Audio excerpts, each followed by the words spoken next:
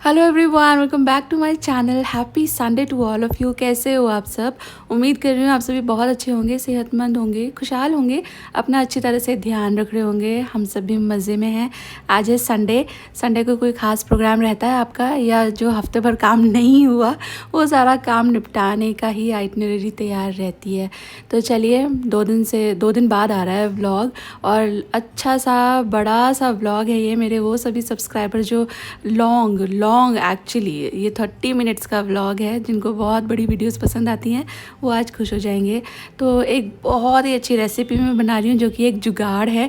मैं white sauce pasta जैसे बनाती हूँ ना, तो आज वाइट सॉस पुलाव बनाने का सोचा, क्योंकि मेरे पास थोड़ा सा ना लेफ़्ट ओवर राइस रखा हुआ था। तो आई थॉट कि सब कुछ सेम वाइट सॉस पास्ता में जैसा होता है ना, वैसा कर देती हूँ। बट ये लेफ़्ट ओवर राइस डाल करके देखते हैं, क्योंकि राइस मेरे बच्चों को हर तरह से अच्छा लगता है, और ये उन्हीं के लिए बन रहा है, वो स्कूल से आने वाले हैं। तो आई थॉट ये भी उनको पसंद आएगा। तो मैंने यहाँ पर ऑयल प्लस बटर में डाला था प्याज, उससे पहले गार्लिक, एंड देन थोड़ा सा मैदा। इसको भूनना है। और आजकल है ना, मैं अपने स्किन केयर पे कुछ ज़्यादा ही ध्यान दे रही हूँ। मेरे व्लॉग्स के थ्रू आपने देखा ही होगा। आफ्टर ऑल एजिंग होने लगी, तो थोड़ा सा एक्स्ट्रा ध्यान देने की ज़रूरत है। And I am getting good result, जो भी रूटीन में फॉलो कर रही हूँ। मैंने वैसे आपके साथ है ना एक व्लॉग में शेयर भी किया था मेरा डिटेल्ड नाइट टाइम का स्किन केयर रूटीन। लेकिन है ना, एक चीज़ है पिगमेंटेशन। मैंने है ना मल्टीपल प्रोडक्ट्स ट्राई किए फॉर पिगमेंटेशन मार्क्स, बट कोई अच्छा वाला इफेक्टिव वाला सोल्यूशन मिला ही नहीं। एंड आई ऑलवेज विश्ड कि काश कोई ऐसा प्रोडक्ट हो जो पिगमेंटेशन मार्क्स से तो छुटकारा दिलाए ही, साथ में स्किन को ग्लोइंग भी बनाए। और आपको तो पता ही है, आई ट्रस्ट दी डर्मा को। तो मैंने फिर है ना स्टार्ट किया यूज करना उनका popular 2% kojic acid face serum. इसमें है powerful combination of kojic acid and alpha arbutin, जो स्किन में डीप पेनिट्रेट करके pigmentation and dark spots reduce करता है, मेलानिन प्रोडक्शन को कंट्रोल करता है to minimize the recurrence of discoloration. Always start by cleansing. तो फर्स्ट स्टेप है आपके फेस को अच्छी तरह वॉश करना। For that I use 1% kojic acid daily face wash. It works so well on dark spots and pigmentation. इसमें है 1% kojic acid, 1% niacinamide and alpha arbutin। 2% kojic acid serum skin tone को even out करने में भी help करता है। इतना ही नहीं, ये pollution, UV rays, smoke and other environmental toxic elements की वजह से हुए डैमेज को भी न्यूट्रलाइज करता है। ये कॉम्बिनेशन है ना, it's a quick acting and absorbing well formula. ये serum pigmentation and skin brightening के लिए बेस्ट सोल्यूशन है, और मेलानिन प्रोडक्शन रिड्यूस करके स्किन को ग्लोइंग बनाने में, hyper pigmentation and dark spots हटाकर स्किन को इवन टोन बनाने में ये vitamin C and other ingredient से भी ज़्यादा इफेक्टिव है। और हाँ, सेफ टू यूज तो है ही, क्योंकि it is design by dermatologist. और जब भी आप active ingredient based skin care इस्तेमाल कर रहे हो, never forget to use a broad spectrum sunscreen to avoid sun damage. तो सीरम लगाने के बाद I apply the Dermaco's 1% hyaluronic sunscreen aqua gel, जिसमें है SPF 50 एंड PA++++ फॉर्मुलेशन। ये सुपर लाइट वेट है, फ्रेग्रेंस फ्री है, and it leaves no white cast. It has effective combination of hyaluronic acid and vitamin E, जो sun damage से fight करके makes your skin soft like butter. And the Derma Co products are fragrance free। ये products आपको मिल जाएंगे the Derma Co की official website पे, Nykaa, Amazon, Flipkart and Purplle पर भी। आपके लिए मेरा एक स्पेशल डिस्काउंट कोड है, विच इज नीलम 2025। इसका इस्तेमाल करके आपको आपके ऑर्डर पे मिलेगा 20% का फ्लैट डिस्काउंट, जब आप आपका ऑर्डर प्लेस करते हो डर्माको की ऑफिशियल वेबसाइट के थ्रू। और आपको जानकर अच्छा लगेगा that the Derma Co has empowered 20,000 plus students this year with their young scientist initiative। हर बार जब भी आप उनसे कोई भी प्रोडक्ट खरीदते हो ना, they link your order on the website to a child that they help to educate along with Bhumi foundation. तो इन सभी के सारे ही लिंक्स आपको मिल जाएंगे वीडियो के डिस्क्रिप्शन बॉक्स में। आप इंटरेस्टेड हो तो चेक कर लेना।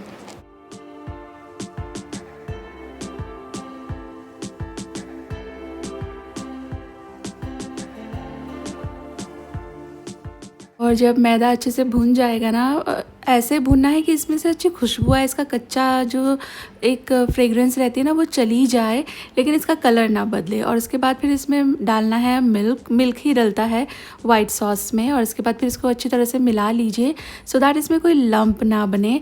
और ये थोड़ा सा ढीला ही है, ये कुक होते होते थिक हो जाएगा।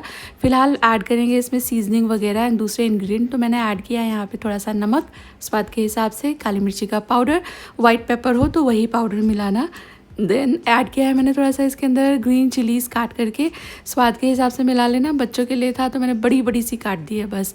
देन ऐड करेंगे इसके अंदर अमूल का ये वाला डाइस चीज़, ये मोज़रेला है। और इसके बाद फिर इसको अच्छी तरह मिक्स करेंगे। चीज़ पिघलने के बाद जो रेगुलर सीजनिंग होती है पास्ता की वो मिला दीजिए इसके अंदर। एंड ये सॉस रेडी है। इस सॉस में आप पास्ता मिला सकते हो, कुछ भी वाइट सॉस जहाँ ज़रूरत है ना, तो ये वो सॉस है, इसका इस्तेमाल आप कर सकते हो। तो मैंने कॉर्न बॉईल करके रखी थी, वो इसके अंदर मिला दिया है। बॉइल्ड कॉर्न है ये, कॉर्न, चीज़ और मिर्चें, एक मैच मेड इन हेवन है। इतनी डिलीशियस लगती है ये कॉम्बिनेशन, आप कहीं भी यूज़ कर लो, नेवर फेल कॉम्बिनेशन है। मतलब मैं ज़रा कम खाती हूँ ये चीज़ वगैरह, बट मुझे भी ये पुलाव बहुत ही अच्छा लगा था। तो लेफ़्ट ओवर राइस था, वो मैंने यहाँ ऐड कर दिया है। लेफ़्ट ओवर राइस फ्रिज से आया है ना, तो थोड़ा सा ठंडा है अभी, तो इसलिए इसको पहले ऐड कर दिया। इसके ऊपर फिर मैंने 2 चीज़ स्लाइस लगाए हैं to make it more creamy. और उसके बाद फिर ये हेलोपिनोज हैं, तो ये थोड़े से डाल दूँगी मैं तोड़ तोड़ कर। तो ये हेलोपिनोज, चीज़ एंड कॉर्न, वाओ, ये तीनों चीज़ें आप एक रेगुलर टोस्ट के ऊपर भी लगा कर खा लोगे ना तो मज़ा आ जाता है। थोड़ी सी सीजनिंग मैं ऊपर से और स्प्रिंकल कर रही हूँ, और उसके बाद फिर इसको ढककर पकाएंगे बिल्कुल ही स्लो फ्लेम पे। सिर्फ चावल गर्म हो जाए, ऊपर की चीज़ मेल्ट हो जाए, इतनी सी देर।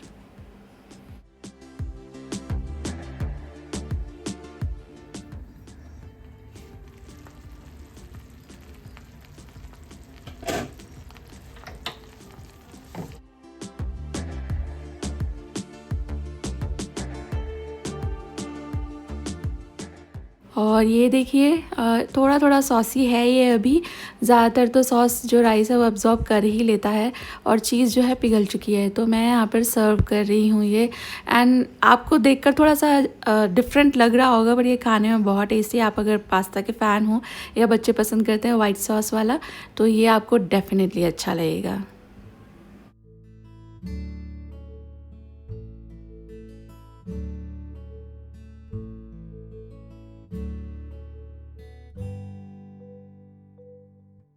Hello everyone, good evening. और हस्बैंड अभी आ गए हैं घर पे, तो थोड़ा सा चाय नाश्ता का प्रोग्राम चल रहा है। मैं है ना, एक सेकेंड, मैं बनाने वाली हूँ थोड़ा सा पोहा भी ये वाला मकई वाला, इसको बोलते हैं मेज़ फ्लेक्स। जैसे कि कॉर्नफ्लेक्स होते हैं ना, वैसे ये मिलता है डी मार्ट में, बहुत इजीली मिल जाता है। और ये है ना रॉ है एकदम, जैसे मैं बता रही थी कॉर्नफ्लेक्स होते हैं ना, बिल्कुल वैसा ही होता है। पर ये है ना कच्चे होते हैं। जो कॉर्नफ्लेक्स होते हैं आप उसको तुरंत ही यूज़ कर सकते हो, दूध में डाल करके खा सकते हो, लेकिन इसका है ना पहले थोड़ा सा फ्राई करना पड़ता है। मैं यूजुअली फ्राई ही करके बनाती हूँ, थोड़ा स्नैक जैसा हो जाता है। चाट मसाला डाल करके चाय वाय के साथ बहुत अच्छा लगता है।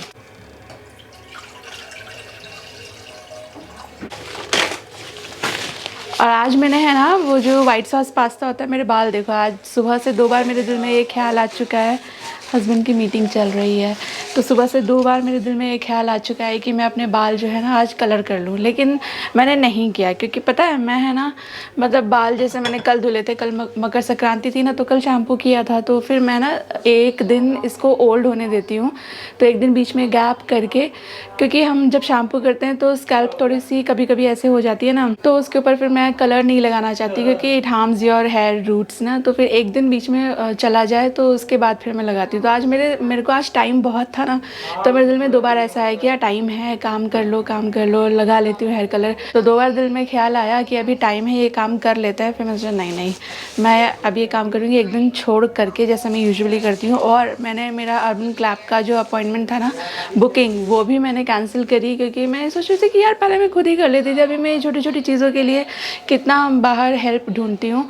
मैं अपने बाल में खुद ही कलर करूँगी। वैसे भी सिर्फ इतना तो मुझे दिख जाता है। मुझे लगभग 8-10 जो अर्बन क्लैप वाली गर्ल्स होती हैं वो बता चुकी हैं कि पीछे उतना कुछ है ही नहीं, सिर्फ आपका यहीं पर है। तो ये तो मुझे दिखता है ईजीली।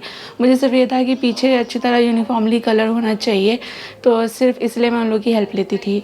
और हाँ, मुझे याद आ रहा है जो लास्ट वीडियो की थी ना सरप्राइज़ वाली, तो उसमें मोनू भैया आए थे, तो उसमें ना एक कमेंट जिसको सब सबसे ज़्यादा लाइक मिले हुए थे वो ये था कि मोनू भैया मतलब अकेले क्यों आते हैं, पहले तो प्रियंका और शिवांशी भी आते थे, तो ये लोग का डिवोर्स हो गया है क्या। तो देखो मैं आपको फैमिली मेम्बर होने के नाते ये बता सकती हूँ कि उनका डिवोर्स नहीं हुआ है, ओके। और ये सवाल है ना बहुत ही ज़्यादा मुझे मतलब ईमेल पे इंस्टाग्राम पे भी बहुत लोग पूछते हैं, एंड प्रियंका के वीडियोज़ में भी उससे भी पूछते हैं, और फिर मुझसे भी पूछा ही जाता है मेरी वीडियोज़ में भी एट टाइम्स। तो मैं आपको सिर्फ इतना ही बता सकती हूँ उनका कोई डिवोर्स वगैरह नहीं हुआ है, ना ही डिवोर्स का कोई सीन है। एक और चीज़ जो बहुत लोग मुझे अगेन पर्सनली भी पूछते हैं वो ये कि प्रियंका मेरी देवरानी उसका भी चैनल है, मैं उसका लिंक वीडियो के डिस्क्रिप्शन बॉक्स में रख दूँगी, आप इंटरेस्टेड हो तो देख लेना। तो उसने अपनी वीडियो में रिवील किया था कभी कि शिवांशी की थेरेपी चल रही है। तो अभी मुझे बहुत लोग पूछ रहे हैं कि शिवांशी की क्या थेरेपी चल रही है, शिवांशी की क्या थेरेपी चल रही है। तो आई फील कि इसका जवाब उसकी मम्मी ही दे तो वो ज़्यादा अच्छा है, लेकिन आई थिंक ये मेरे अधिकार से बाहर है कि मैं यहाँ पर आपको चीज़ें पहले से पहले बता दूँ। उसकी मॉम ने इतना रिवील किया है कि थेरेपी चल रही है, तो वही राइट टाइम पे आपको ये भी बता देगी कि क्या थेरेपी चल रही है।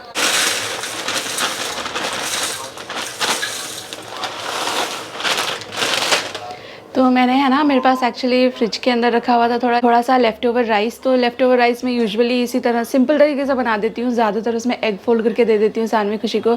बट टुडे आई थॉट थोड़ा सा डिफरेंट करके बनाया जाए, तो फिर मैंने दोपहर में उन लोग के लिए बनाया था ये कॉर्न चीज़ वाइट सॉस वाला rice, and they loved it. इतना अच्छा निकला वो, दे लव चीज़ी चीज़ें। मुझे उतना नहीं पसंद। आप भी मेरे को बताना कमेंट बॉक्स में ज़रूर से, आपका ओपिनियन मुझे बताना हाउ मच यू लाइक चीज़। मुझे ऐसा लगता है कि जो थोड़े से हम ओल्डर जनरेशन के लोग हैं ना वो लोग चीज़ थोड़ा कम पसंद करते हैं। लाइक मैं तो फिर भी मैं बोलूँगी जैसे बहुत सारी चीज़ें होती है ना जिसमें चीज़ चाहिए ही चाहिए, जैसे कि पिज़्ज़ा हो गया, तो मुझे वहाँ चीज़ अच्छा लगता है। लेकिन ये नहीं कि बस किसी भी चीज़ के ऊपर चीज़ डाल रहे, जैसे मैगी के ऊपर cheese, it's a no no for me. लेकिन जो मेरी सासू मॉम है ना उन्हें तो पिज़्ज़ा का चीज़ भी पसंद नहीं है, लेकिन जो बच्चे हैं वो किसी भी चीज़ में चीज़ डाल के दे दो वो ज़्यादा एंजॉय करते हैं। तो मुझे ऐसा लगता है कि जितना जितना जैसे हम ओल्डर जनरेशन होते चले जाते हैं तो चीज़ के लिए लाइकिंग ज़रा कम होती चली जाती है, और जितना जनरेशन यंगर होते हैं ना ये इन लोगों को ज़्यादा पसंद है। तो आप मुझे बताना आपको चीज़ पसंद आता है क्या। पर्सनली मुझे बहुत लिमिटेड चीज़ों में पसंद आता है। चलिए अभी मैं ना ये फ्राई कर लेती हूँ। ये फ्राई करने के लिए धुआं उड़ेगा तो मुझे चिमनी ऑन करनी पड़ेगी, तो मैं आपसे बात नहीं कर पाऊँगी।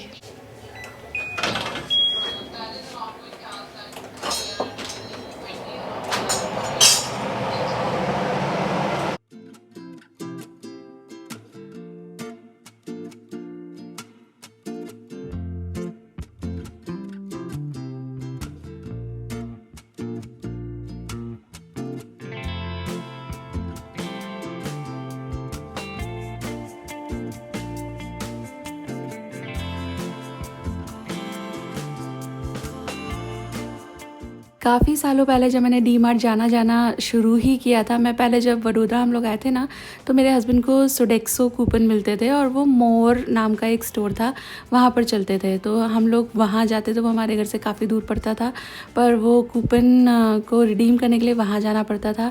फिर बिग बाज़ार जाने लगे, फिर सोडेक्सो मिलना बंद हो गया। तो उसके बाद फिर मेरी जो लैंड लेडी थी ना वो भाभी जाती थी डी मार्ट, तो उन्होंने मुझे बोला कि वहाँ चलो, तो फिर मैं गई, एंड तब से I love going to DMart. और वहाँ पे मैंने फिर ये कॉर्नफ्लेक्स देखे थे, तो मैंने ये पैकेट देखा, मैंने पढ़ा तो था रॉ है, पर मेरा दिमाग यही चल रहा था कि जो रेगुलर केलॉग्स वाले कॉर्नफ्लेक्स होते हैं वो तो कितने महंगे आते हैं, ये तो कितने सस्ते हैं, इसको एक बार ट्राई करते हैं। फिर घर आके पता चला अच्छा इसका क्या करना है, भाभी ने ही मुझे बताया था कि इसको इस तरह फ्राई करके खा सकते हो, और कई तरह की नमकीनें इससे बनती हैं। तो तब से फिर मैं ये लाती हूँ। पहले एक दो बार मैं ज़्यादा फ्राई करके रख लेती थी कि कई दिन नमकीन चलेगी, पर ये ना थोड़े ज़्यादा दिन नहीं चलते, थोड़े से सॉगी हो जाते हैं। तो कुछ दिन के हिसाब से ही अगर आप करते हो ना, मतलब आप लाते हो तो कुछ दिन के हिसाब से ही तैयार करके रखना।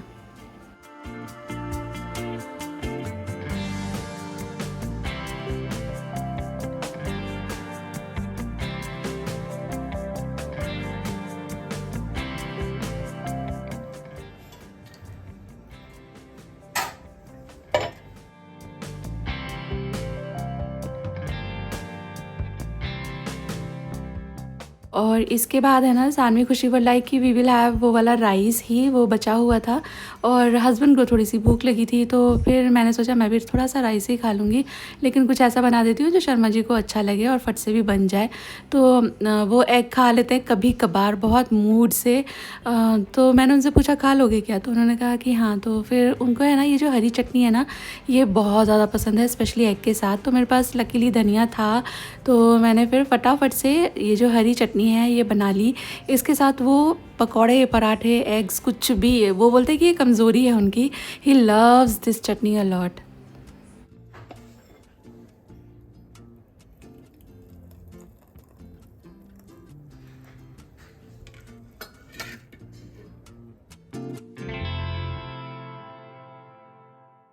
तो मैं बनाने लगी हूँ यहाँ पर एक क्विक सा एग चाट। अगर आप प्रोटीन पे बहुत ध्यान देते हो, जिम विम जाते हो, तो ये आप डेफिनेटली ट्राई कर सकते हो। ये काफ़ी ज़्यादा प्रोटीन रिच है। तो मैंने पैन में हल्का सा ऑयल डाला है। आप इसको अपने हिसाब से ट्वीक को डेफिनेटली कर ही सकते हो। तो फिर मैंने ऐड किया था प्याज, थोड़ा सा ये भुन गया है, बहुत नहीं भुना है मैंने प्याज, आप देख सकते हो।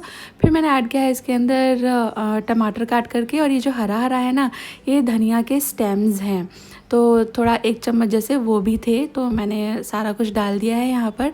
इसको भूनने के लिए रखेंगे। और ये जो मसाला है ना ये मुझे सॉफ्ट करना है, तो इसके लिए आगे बताती हूँ। फ़िलहाल मैं थोड़ा सा ये मैगी का सैशे खुला रखा हुआ था, तो ये थोड़ा सा मैंने डाल दिया। वैसे ये ऑप्शनल है, ज़रूरत नहीं है डालने की। फिर ऐड किया है मैंने थोड़े से रूटीन के मसाले, हल्दी का पाउडर, मिर्ची का पाउडर, थोड़ा सा काली मिर्ची का पाउडर और गरम मसाला मैंने ऐड कर दिया है इसके अंदर। और इसके बाद फिर इसको अच्छी तरह से भून लेना है।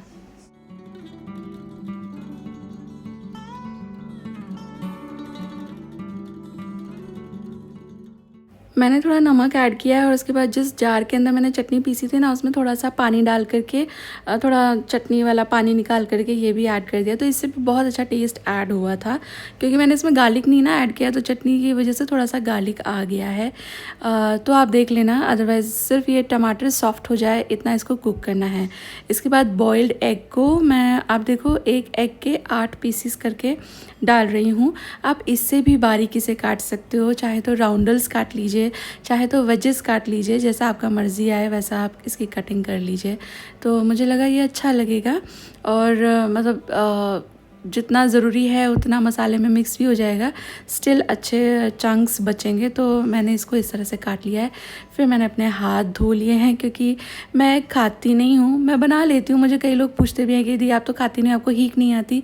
तो नहीं, मैं कुकिंग कर लेती हूँ, मुझे उसमें कोई दिक्कत नहीं है। बट हाँ, मुझे मेरा हाथ और प्लेटफॉर्म क्लीन चाहिए। तो फटाफट हाथ धो लिया और उसके बाद ये तो कुछ ही सेकेंड्स में हो गया रेडी। तो बस मैं ये सर्व करूँगी। एंड इसमें ना आप कोशिश करना कि पानी पानी ना रहे। कभी कभी योक पानी के कांटेक्ट में आके एक अलग सी स्मेल देता है जो अच्छा नहीं लगता। तो इसमें बिल्कुल भी ऐसा पानी पानी सा मत रखना, इसको ऐसा ड्राई ड्राई सा ही बनाना, तो ये अच्छा लगेगा। एंड देन ऊपर से थोड़ी सी चटनी मैंने डाल दी है, तो देखने में भी खूबसूरत लग रहा है ना, अच्छे प्रेजेंटेशन जैसा हो गया। और इस चटनी की वजह से डेफिनेटली इसका टेस्ट भी बहुत इन्हांस हो गया है।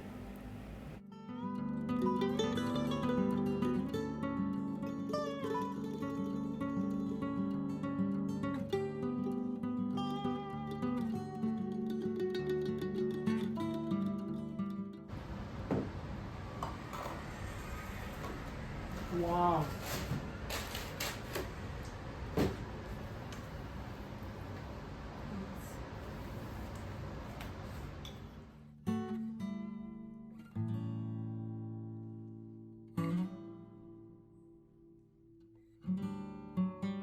मेरे पास है ना एक कैबेज रखा हुआ था, तो मैं आज बना लगी हूँ कैबेज का पुलाव।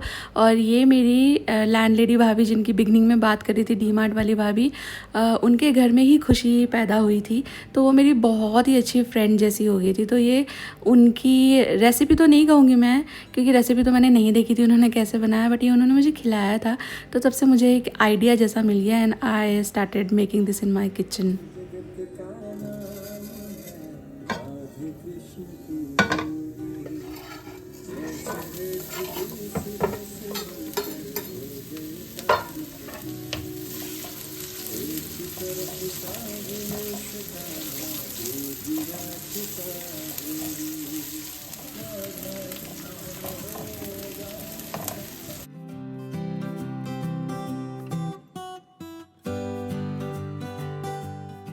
और ये बहुत ही सिंपल सा पुलाव है। पैन के अंदर वही भुना मसाला तैयार करना है, प्याज और टमाटर का। चाहो तो आप जिंजर गार्लिक का पेस्ट भी ऐड कर सकते हो, मैंने नहीं ऐड किया है।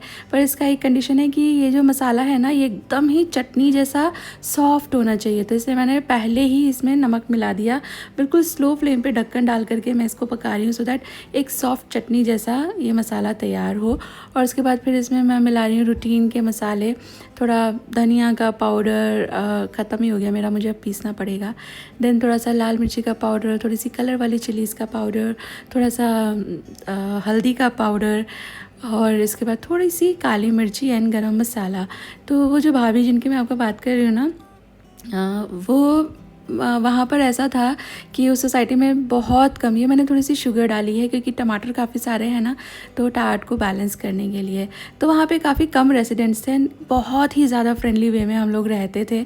तो क्या होता था विंटर्स में ना, कभी कभी उधर एक्चुअली ट्रीज़ भी बहुत ज़्यादा थे, तो जो लकड़ियाँ वगैरह होती थी ना, वो इकट्ठा करके चूल्हा चला लेते थे।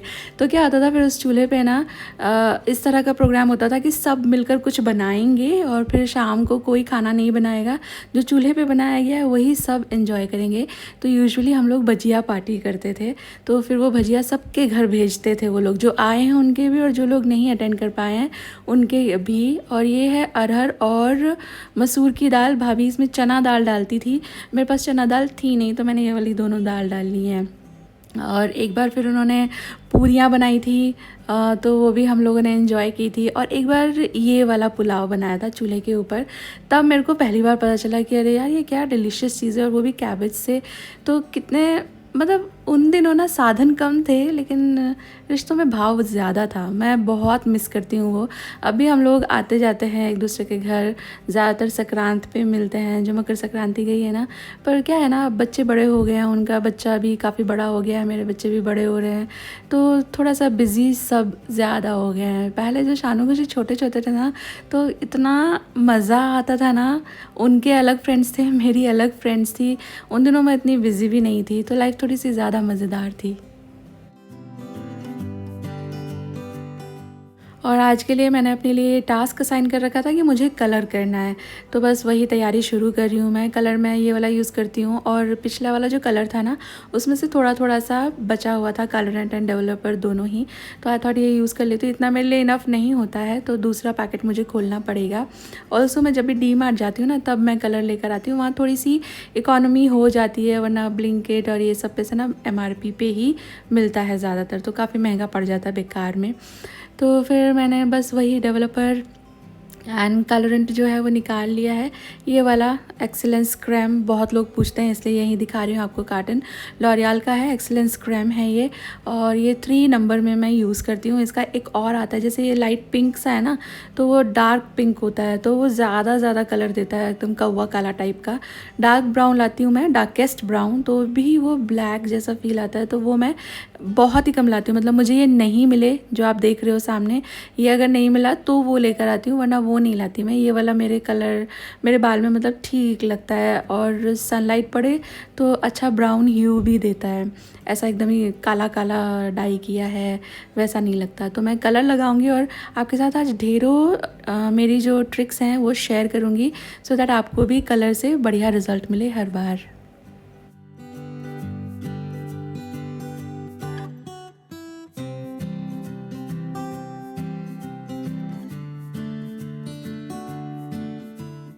पहले तो मैं आपको पुलाव दिखा देती हूँ, ये बनकर हो गया है रेडी। तो इसको फ्लफ़ करना ज़रूरी है, वरना ऐसा ही केक बन जाएगा कढ़ाई के शेप का। तो इसको देखिए मैंने फ्लफ़ किया है, और बिल्कुल पता नहीं चल रहा है इसमें पत्ता गोभी है, और चावल भी एकदम खिला खिला बना है। तो आप ट्राई कर सकते हो, ये स्वाद लगता है काफ़ी ज़्यादा। और पापड़, रायता, चटनी ये ज़रूर रखना है इसके साथ में। वैसे मैं इसको खाने वाली हूँ एक अलग चीज़ के साथ, वो मैं आपको आगे बताऊँगी। फ़िलहाल राइस देखें, आप ट्राई करना, आपको अच्छा लगेगा।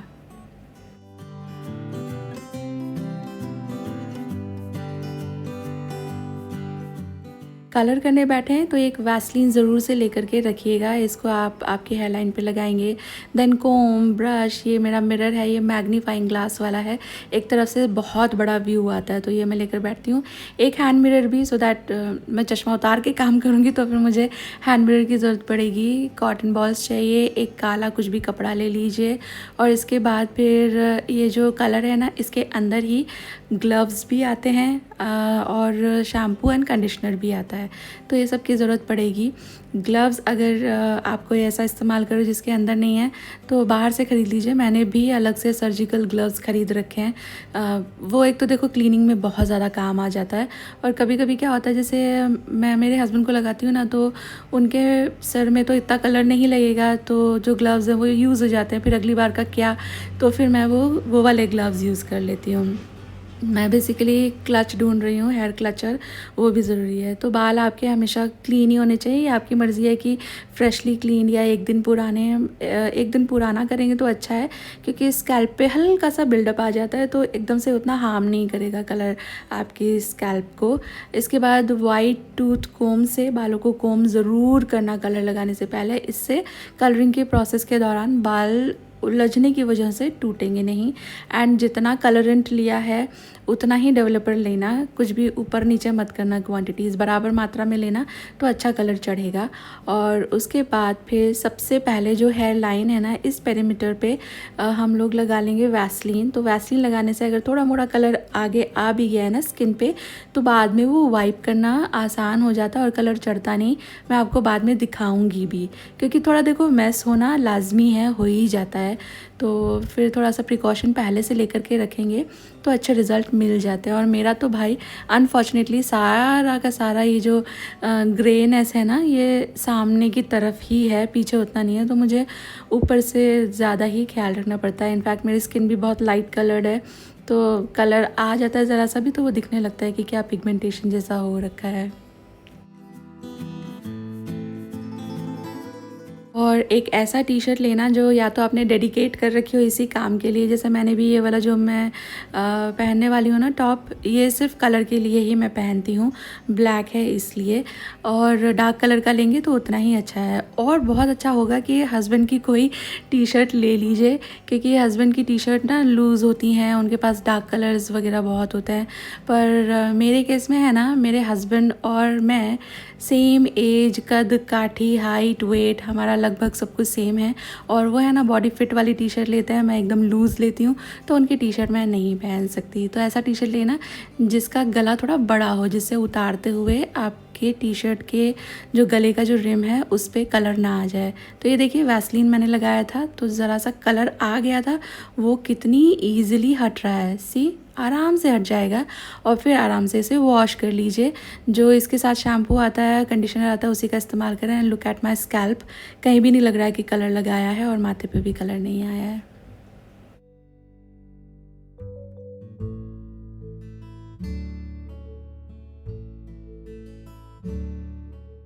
तो खाना तो मैंने बना लिया था, कलर लगते ही फिर मैंने थोड़ा सा राइस लेकर खाया था, लेकिन वो काफ़ी थोड़ा था क्योंकि मुझे जाना था बाल वॉश करने, और खा के एकदम से सर धुल करके नहीं नहाना चाहिए, तो इसलिए मैंने बिल्कुल हल्का सा, कि मेरी ये जो हंगर वाली फीलिंग आ रही है ना वो थोड़ी सी सप्रेस हो जाए, तो इतना थोड़ा सा खा लिया था। मुझे बड़े ज़ोरों की भूख लग रही थी अभी, तो फिर मैंने ये चिलीज़ मंगाई थी, तो मैं इनको प्रोसेस कर रही हूँ। एक मन कर रहा था कि पहले फटाफट से खा लेते हैं, ये चिलीज़ बाद में देखेंगे, फिर मैं सोचा नहीं यार 5 मिनट का काम है, ये कर लेते हैं और उसके बाद फिर आराम से बैठ करके मैं खाना खाऊंगी। तो ये वाली चिलीज़ ना, इनको पिकाडोर चिलीज़ कहते हैं, ब्लिंकिट, इंस्टामार्ट पे ऐसे ही कहकर ये मिल जाती हैं। और ये वाली है ना स्पाइसी नहीं होती हैं, ये अचार और ये सब के काम की होती हैं, पकौड़े वगैरह बनाने के लिए। तो इसलिए मैंने इनका बीज नहीं निकाला है, धुल करके, साफ़ करके, सूखा करके, स्लिट करके, हल्का हल्का नमक लगा करके उन्हें रख दीजिए। स्टफिंग के लिए मैंने थोड़े से तिल लिए हैं, और तिल को थोड़ा सा भूनना है। तिल को हमेशा स्लो आंच पे भूनना, वरना ये कलर ले लेते ना तो ये कड़वे हो जाते हैं। इसको ज़्यादा देर भूनने की ज़रूरत भी नहीं होती, हल्की चटचट सुनाई दे बस गैस बंद करें। ये शाइनी भी हो जाते हैं और फूल भी जाते हैं, तो ये भी एक निशानी है कि ये अच्छी तरह तैयार हो चुके हैं। और इसके बाद फिर इसमें जाएगी मूँगफली। मेरे पास ये वाला पैकेट रखा था तो मैं यही पीनट्स ऐड कर रही हूँ, इसमें थोड़ा मसाला भी लगा हुआ है, आप पीनट्स को भून करके ऐड कर सकते हो। उसके बाद फिर इसमें जाएगा बेसन, तो मेरे पास भुजिया भी रखी हुई थी बेसन बेसन वाली, तो मैंने ये ऐड कर दिया है। इसमें भी इसके हिसाब के मसाले ऑयल वगैरह हैं, आपके पास हो तो आप भी यही मिला लेना, नहीं तो थोड़ा सा बेसन भी भून करके मिला लेना और फिर बेसन के हिसाब के मसाले मिला लेना।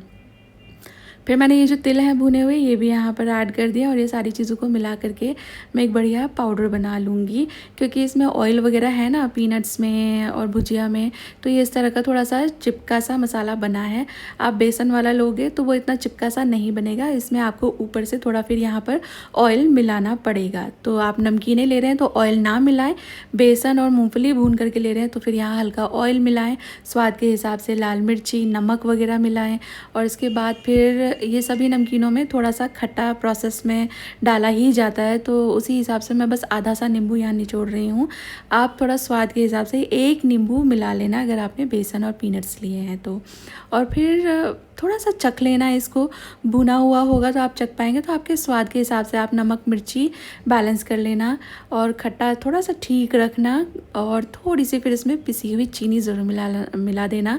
तो ये खट्टा मीठा तीखा बहुत ही बढ़िया बैलेंस बन करके तैयार होता है और बहुत ही ज़्यादा स्वाद बनती हैं ये मिर्चियाँ। अच्छी तरह से सारी चीज़ों को मैंने हाथ से मिक्स कर लिया है, क्योंकि नमकीन में सारे मसाले पहले से थे, तो मैंने चख कर के जितना मुझे लगा उतना बस थोड़ा नमक और नींबू मिलाया है। और इसके बाद फिर चिलीज़ में इसको भर देना। ये चिलीज़ क्योंकि तीखी नहीं है तो बीज निकालने की ज़रूरत नहीं है, बट हाँ कभी कभी कोई हल्की तीखी निकल जाती है, तो वो कम्प्लीटली आपकी चॉइस है, आप बीज निकालना चाहते हो कि नहीं निकालना चाहते हो। ओवर स्टफ़ नहीं करना, थोड़ा थोड़ा बस भर दीजिए इसको। और इतना मसाला मुझे पूरा पड़ा था इतनी चिलीज़ के लिए। इसके बाद फिर पैन में है ना थोड़ा सा ऑयल डालेंगे और कुछ भी इसमें नहीं मिलाना है आपको, सीधे फिर जो हमारी ग्रीन चिलीज़ है ना उनको अच्छी तरह से ये पैन में लाइन कर देंगे। जिस तरफ से स्लिट लगाया हुआ है वो साइड ऊपर की तरफ रखना और बाकी जो इसकी स्किन है ना उस तरफ से आप इसको पैन में बिठा देना। और आपको इसे ना कम से कम 3 बार तो पलटना पड़ेगा, एक बार बेस में से सिकेगी, एक बार लेफ़्ट साइड से और एक बार राइट साइड से, तो 3 बार पलट लेना तो अच्छी तरह से ये सिक जाएगी। अगर आपने बेसन लिया है तो थोड़े पानी के छींटे मारना मत भूलना, तो बेसन बाइंड हो जाएगा और फिर जिधर से स्लिट है उधर से भी आप थोड़ा इसे पका सकते हो। पर क्योंकि मैंने ये नमकीनें ली हैं ना तो ये घुल जाएंगी तेल में, तो इसलिए मैंने ना पानी का छींटा मारा है और ना ही मैं जिस साइड से स्लिट है उस साइड से इसको पकाऊंगी। तो आप ये थोड़ा सा फ़र्क समझ करके कुक करना, तो बहुत ही डिलीशियस ये मिर्चियाँ तैयार होती हैं। और ये ना खिचड़ी के साथ, रोटी पराठा के साथ, दाल चावल के साथ इतनी डिलीशियस लगती है। मेरे ना ससुर जी को भी बहुत पसंद है। जब पहली बार उन्हें खिलाई थी तो ही वाज लाइक कि अरे वाह क्या मतलब बहुत सही बैलेंस ऑफ फ्लेवर्स होता है इसमें, and it adds to the glory of thali, taste ही इन्हांस हो जाता है। तो ये देखिए लास्ट में मैं बस आधा सा नींबू का रस इस पर निचोड़ रही हूँ। मैंने पानी के छींटे बिल्कुल भी नहीं लगाए थे और ये आराम से हफ्ते भर आपके रेफ्रिजरेटर के अंदर चल जाएगी। हर बार खाने से पहले थोड़ा सा वार्म कर लेना। एंड मैं बस खिचड़ी के साथ 2 यही मिर्चियाँ लूँगी एंड मज़ा आ गया। खिचड़ी देखिए या पुलाव कह लीजिए कितना खिला खिला है, अभी तक भी एकदम खिला खिला बना हुआ है। तो ट्राई करना। आज की वीडियो में बड़ी सारी रेसिपीज़ आपके साथ मैंने शेयर कर दी, हर एक मज़ेदार है, माइंड ब्लोइंग है। आप ट्राई करोगे तो आपको मज़ा आएगा। इसके साथ आ चुके हैं हम वीडियो के एंड पर। उम्मीद करूँ वीडियो आपको अच्छी लगी है। Thank you for watching guys. जल्दी मिलूंगी नई वीडियो के साथ। Take care, bye bye.